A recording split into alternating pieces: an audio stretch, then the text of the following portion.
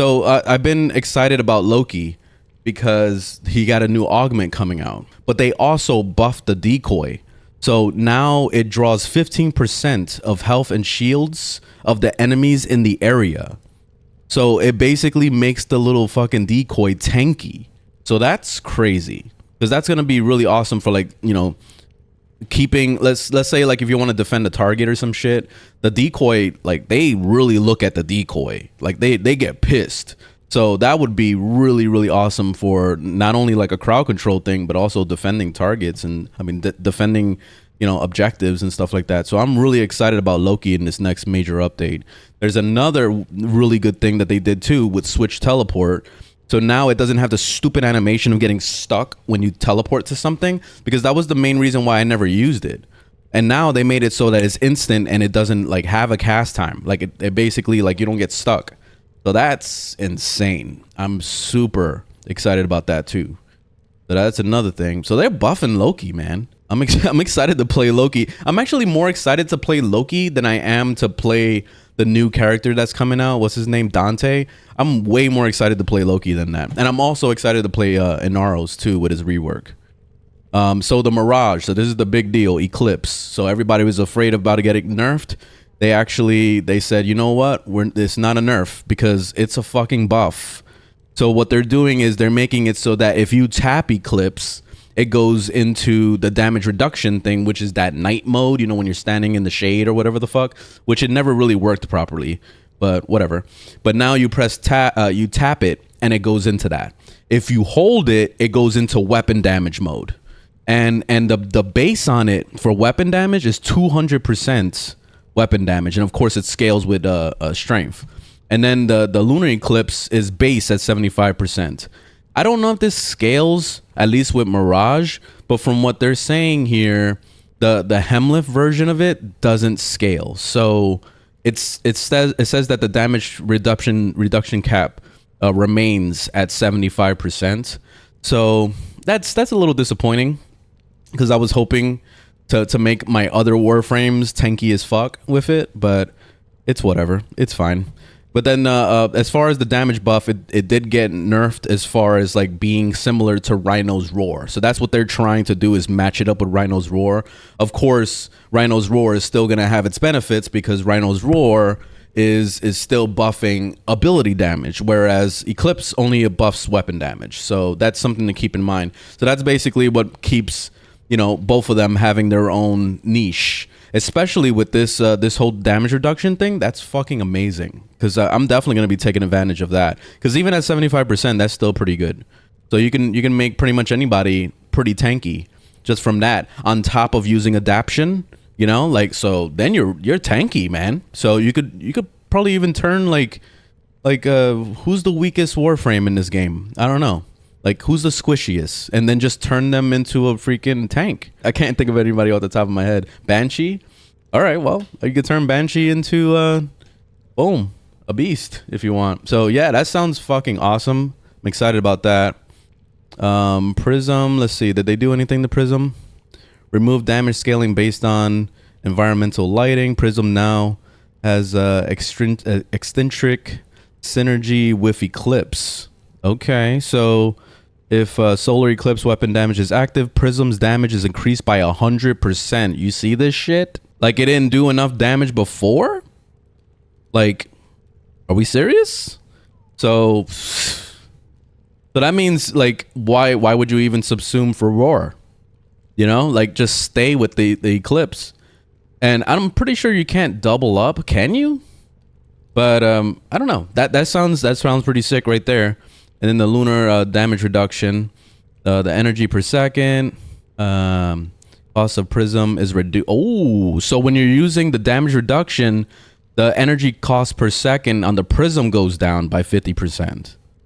Wow. Okay, that's really cool too. It's looking like a nice little buff for Mirage.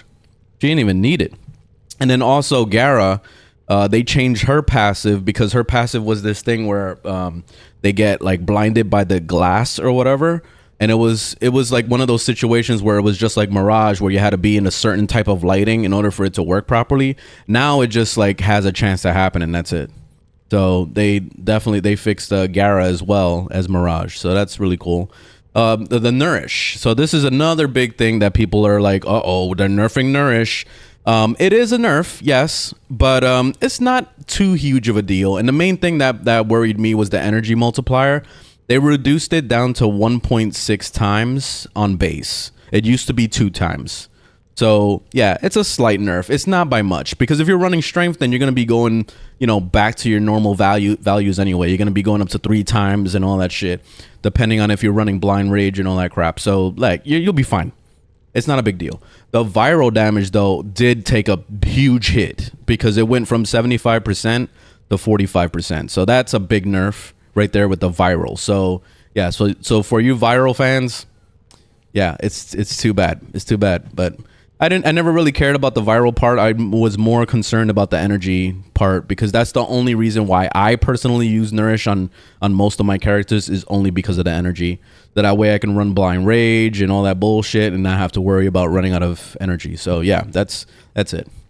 Oh, and they also, as far as so they basically made the sound better for the disruption, but they also did what was it called? I think it's down here. They changed invisibility. So they made it so that you can actually color your invisibility. So now it has this look semi-transparent thing, or you can have like your character be seen with just a glow. That's fucking awesome for Ivara, because like you don't know the countless times I was trying to shoot the arrow in the air to come shoot at my carrier, right? So I can be invisible while running around and parkouring. And I could never see where my Ivara was because she was completely invisible. Now we could see her. So yeah, this is a huge deal for me too. Like I'm actually excited about that as well. So this update has a lot of really nice quality of life. NetraCell drop table adjustments. Dude, I literally just posted a video this morning on how much I hate the fucking NetraCells. But look, they actually are fixing it. So NetraCell drop tables are being adjusted as part of the community feedback from the Whisper in the Wall and blah, blah, blah, blah, blah, blah, blah. High value rewards, Archon shards were too rare, potentially reducing or unobtainable. We're removing all non-exclusive arcanes from the drop table. Awesome. And remaining items will have their drop rates adjusted. All right, that's good. At least they're doing something. We didn't get actual numbers or anything, but at least they're trying to do something, because that's some bullshit. Like getting a freaking arcane like melee adapter fucking every 3 seconds. I got 1 Archon shard yesterday when I did the NetraCells, and I was like super fucking disappointed. So yeah, like that's good. It's good. It's good. So yeah, and this update is coming out on March 27. Yes. So March 27, we're gonna see that update. This Omnia Void Fissures is that new thing coming out, and they sound pretty cool too. So basically, to get them, you have to do some of the high level stuff, which is conjunction survivals, void floods, void cascades, and Zaraman. And then you got these the laboratory things like the alchemy. I hate the alchemy thing. And then survival in Whisper in the Wall. So they got those modes where you can pick up these things, and what these things do is they lets you pop any relic you have. So if you're using an Axie, or if you want to use a Lith, or you want to use a Neo, you can use whatever the fuck you want. And you could just run these missions basically. I don't know. This sounds like it's going to be pretty cool. At least it's a different little way to kind of like get your void fissures if you want to just do some random shit. So it sounds cool.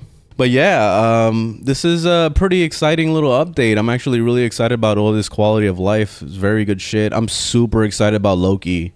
I'm low key gonna be playing a lot of Loki going into the next update, and then also Inaros is gonna be a big deal.